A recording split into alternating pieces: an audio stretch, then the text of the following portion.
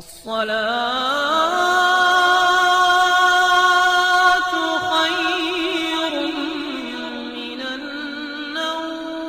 ناظرین گرامی، جب حضرت یوسف علیہ السلام کو ان کے بھائیوں نے انہیں کنویں میں پھینک دیا اور پھر ایک قافلے والوں نے انہیں کنویں سے نکالا اور پھر مصر کے بازار میں بیچ دیا۔ مصر کے بازار میں جناب یوسف علیہ السلام کو عزیز مصر نے خریدا اور پھر اس خوبصورت بچے کو اپنے گھر میں لے آیا۔ دوسری جانب حضرت یعقوب علیہ السلام جان چکے تھے کہ ان کے بیٹے جھوٹ بول رہے ہیں کہ بھیڑیے نے اگر حضرت یوسف علیہ السلام پر حملہ کیا تو یہ کیسے ممکن تھا کہ ان کی قمیض بچ جاتی۔ دراصل ان کے 10 بیٹوں نے بکری کو ذبح کیا اور ان کا خون جناب یوسف علیہ السلام کے کرتے پر مر کر لا کر اپنے باپ کے سامنے جھوٹی کہانی پیش کر دی۔ حضرت یوسف علیہ السلام جب عزیز مصر کے گھر گئے تو عزیز مصر کی بیوی نے حضرت یوسف علیہ السلام کو دیکھا۔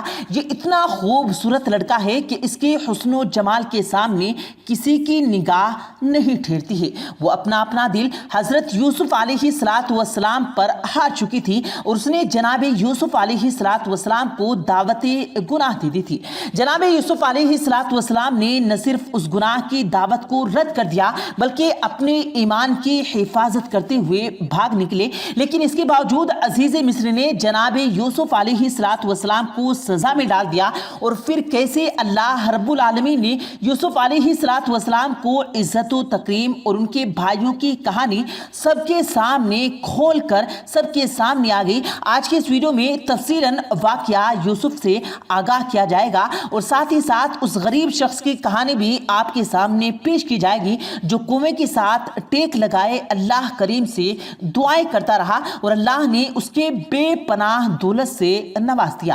لیکن اس سے پہلے اگر آپ نے ہمارے اس یوٹیوب چینل کو سبسکرائب نہیں کیا تو ریڈ بٹن پر کلک کر کے ہمارے سبسکرائبر ضرور بن جائیں تاکہ فیوچر میں آنے والی تمام ویڈیوز آپ تک پہنچتی رہیں۔ ناظرین گرامی، جناب یوسف علیہ السلام عزیز مصر کے گھر میں رہ رہے تھے کہ ان کی بیوی زلیخا نے حضرت یوسف علیہ السلام کو ایک کمرے میں بلایا اور کمرے کا دروازہ بند کر دیا۔ زلیخا نے جناب یوسف علیہ السلام کو گناہ کی دعوت دی تو یوسف علیہ السلام نے ان کو ٹھکرا دیا اور اپنے ایمان کی حفاظت کرنے کے لیے دروازے کی جانب بھاگے۔ جب جناب یوسف علیہ السلام دروازے کی جانب بھاگے تو زلیخا بھی ان کے پیچھے بھاگی تو یوسف علیہ السلام کا کرتا پکڑا تو وہ پھٹ گیا۔ عزیز مصر کمرے کے باہر کھڑا تھا، شور مچا تو زلیخا نے کہا کہ یوسف نے میری عزت پر ہاتھ ڈالا ہے۔ اتنے میں ہی زلیخا کے خاندان کے ایک بچے نے گواہی دی کہ فیصلہ یوں کیجئے کہ اگر یوسف علیہ السلام کا کرتا سامنے کی جانب سے پھٹا ہو تو حضرت یوسف علیہ السلام قصوروار ہوں گے اور اگر کرتا پیچھے کی جانب پھٹا ہے تو زلیخا قصوروار ہے۔ جب دیکھا گیا تو کرتا پیچھے کی جانب سے پھٹا تھا، لیکن اس کے باوجود عزیز مصر نے جناب یوسف علیہ السلام کو قید میں ڈال دیا اور اپنی بیوی کو بچا لیا۔ مصر کی خواتین یہ کہنے لگی کہ دیکھو عزیز مصر کی بیوی ہے اور دیکھو ایک لڑکے پر ہاتھ ڈال رہی تھی۔ عزیز مصر کی خواتین زلیخا نے تمام عورتوں کو اکٹھا کیا، اس کے ہاتھ میں پھل اور چھری پکڑا دی، کہا کہ تم پھل کاٹو اور میں یوسف کے بلاتی ہوں۔ جب کمرے سے جناب یوسف علیہ السلام کو بلایا گیا تو ان عورتوں نے یوسف علیہ السلام پر پہلی نظر ڈالی تو پھل کاٹنا بھول گئی اور انگلیاں کاٹ لی۔ زلیخا نے کہا کہ تم نے ایک جھلک یوسف کو دیکھا اور اپنی انگلیاں کاٹ لی اور میرے پاس تو یوسف ہمیشہ رہا کرتا تھا۔ ناظرین گرامی، حضرت یوسف علیہ السلام قید میں بند کر دیے گئے اور کئی سال قید میں رہے۔ دوسری جانب حضرت یعقوب علیہ السلام مسلسل اپنے بیٹے کی یاد میں روتے رہے، یہاں تک کہ ان کی بینائی چلی گئی، لیکن انہوں نے صبر کیا اور اپنا معاملہ اپنے رب پر چھوڑ دیا۔ ناظرین گرامی، اب ذرا اس غریب شخص کا ذکر کیا جائے جس کو اللہ نے دولت سے نوازا۔ دراصل یہ شخص مانگ کر اپنا گزر بسر کیا کرتا تھا۔ ایک روز صبح سے نکلا اور شام تک جس بھی دروازے پر دستک دیتا وہاں سے کچھ نہیں ملتا اور آخر کار مایوس ہو کر اب گھر واپس نہیں جا سکتا تھا کہ بیمار بیوی کو کیا منہ دکھائے گا۔ ایک کنویں کے ساتھ ٹیک لگا کر بیٹھ گیا، آسمان کی طرف نظر کی اور کہا کہ اے مالک، تو کیڑے کو بھی رزق پہنچاتا ہے کہ سیاہ پتھر کے اندر بھی ہو، سیاہ رات میں بھی تو اس وقت تک اس کا رزق پہنچاتا ہے۔ مالک میں بھوکا ہوں، آج کچھ کھانے کو نہیں ملا۔ ناظرین گرامی، بتایا جاتا ہے کہ اتنے میں ہی کنویں کے اندر سے ڈول باہر آیا اور اس میں ہیرے جواہرات اور سونا موجود تھا۔ اس شخص نے دیکھا اور پھر دوبارہ آسمان کی جانب دیکھتے ہوئے اس کا شکر ادا کیا کہ مالک، تو انسان کے اتنے قریب ہے کہ سن بھی لیتا ہے، بے شک تو ہی نوازنے والا اور پالنے والا ہے۔ ناظرین گرامی، حضرت یوسف علیہ السلام جب کئی سال قید میں رہے تو عزیز مصر نے خواب دیکھا۔ اس خواب کی تعبیر کوئی نہیں بتانے والا تھا۔ کسی نے کہا قید میں ایک لڑکا یوسف ہے، وہ خواب کی تعبیر بتا سکتا ہے، وہ بالکل سچی تعبیر بتاتا ہے۔ جب عزیز مصر کے خواب کی تعبیر حضرت یوسف علیہ السلام نے بتائی تو عزیز مصر نے کہا کہ اگر یہ تعبیر سچی ہوئی تو میں تمہیں اپنی مملکت نواز دوں گا، اور پھر ایسا ہی ہوا۔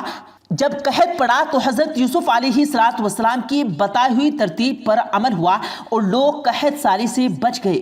عزیز مصر نے جناب یوسف علیہ السلام کو نواز دیا۔ جناب یوسف علیہ السلام جب خزانوں کے مالک بنے تو ان کے بھائی جنہوں نے انہیں کنویں میں پھینکا تھا وہ کچھ حاصل کرنے عزیز مصر کے محل میں داخل ہوئے۔ 10 بھائی 10 دروازے سے داخل ہوئے تو جناب یوسف علیہ السلام نے ان کو چیزیں عطا کی، لیکن جان بوجھ کر حضرت بنیامین پر یہ الزام لگایا کہ انہوں نے چوری کی ہے۔ بنیامین اپنے چھوٹے بھائی کو حضرت یوسف علیہ السلام نے اپنے پاس رکھ لیا، اور جب باقی 10 بھائی واپس لوٹ گئے تو حضرت بنیامین علیہ السلام نے اپنے بھائی حضرت یوسف علیہ السلام کو پہچان لیا۔ دوسری جانب حضرت یعقوب علیہ السلام نے اپنے بیٹوں سے کہا کہ پہلے تم نے مجھ سے میرا یوسف دور کیا اور اب تم نے مجھ سے میرا بنیامین دور کر دیا ہے۔ لیکن دوسری طرف حضرت یوسف علیہ السلام نے اپنا کرتا مبارک حضرت یعقوب علیہ السلام کے لیے بھیجا۔ جب حضرت یعقوب علیہ السلام نے کرتا سنگھا تو انہیں اپنے بیٹے حضرت یوسف علیہ السلام کی خوشبو محسوس ہوئی، اور اسی سے جناب یعقوب علیہ السلام کی بینائی بھی واپس آ گئی۔ پھر حضرت یعقوب علیہ السلام نے اپنے 10 بیٹوں کو لے کر حضرت یوسف علیہ السلام کے پاس پہنچے، اور محل میں جب حضرت یوسف علیہ السلام کو ملے تو حضرت یوسف علیہ السلام نے کہا کہ بابا، آج میرے خواب کی تعبیر مکمل ہو گئی ہے۔ حضرت یوسف علیہ السلام کے 10 بھائی حضرت یوسف علیہ السلام کے سامنے سجدہ ریز ہو گئے۔ حضرت یوسف نے کہا کہ میں نے یہی خواب دیکھا تھا کہ 11 ستارے مجھے سجدہ کر رہے ہیں، جبکہ ایک چاند اور سورج بھی سجدہ ریز ہے۔ ناظرین گرامی، جو اللہ رب العالمین نے یوسف علیہ السلام کے خواب کو سچا کیا، اور بے شک انبیاء کے خواب سچے ہی ہوتے ہیں، اور پھر حضرت یعقوب علیہ السلام نے جو صبر کیا تو اللہ رب العالمین نے اس کا بھی بہترین صلہ عطا کیا۔ نہ صرف یوسف علیہ السلام کی حفاظت فرمائی بلکہ حضرت یعقوب علیہ السلام کی بینائی بھی واپس کر دی۔